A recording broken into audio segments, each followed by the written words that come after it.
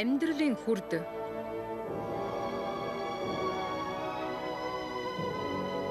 Дэлхийн 1-р дайны төгсгөлд Сантрын Требускуи Умтаапргийн иргэн Английн нисгэгч Майкл Котнид хайр сэтгэлтэй болсон юм. Үхлийн шархалсан хайртай залуудаа хэвлийдэд хэлсэн түүний хүүхдийг төрөлхийг орон Умтаапрагт нь төрүүлнэ гэдгээс Сантрын Бускуи амласан юм. Сантрын Бускуиг онгоцны сүрэлд амир үдээгүй гэдэгт Анна бат итгэлтэй байсан болохоор Майклийн аргасаг Гэри залууд эслэгч Марко Мессийн хамт эрхийн замд яарвчлан гарлаа.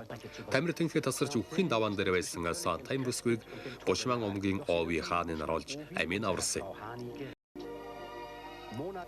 Сантрын Бускуи хүү төрүүлж хүүдээ Шаза гэж нэр хайрлалаа.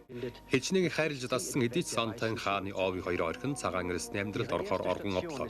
Эхүү хоёрыг халамжлан асарсан босогчдын толгойлогчид Сантрын Бускуи уяран хайлж сэтгэл алдсан юм. Сантрын Делорегос жирэмсэн болсон байлаа. Үүнийг мэдсэн Анна Сантрыг баян хүнтэй яаралтай гэрэлүүлэхээр ятгсан боловч Сантрын өөрийн хүчээр амьдралаа залгуулж бусдын иргэшээлээс зайлхийг зорин тэмцэхэр шийдлээ. Эрдэнийн чулууны мэрэгжилтэн Тувенти Очир алмазын орд болохыг нээлээ. Энэ ордны эзэн Сантрын уурхайгаа хааны гэж нэрлэлээ. Үгэрч хосорсон эр хүн өшин хонзгонхийн гал дүрэл зүүлэн бадрааж хуучин босогч дээрэмчтэй цуглуулан хааны уурхайн алмазыг дээрэмдэхээр сэтгэл шулуудсан юм. Амьдралын хүрд.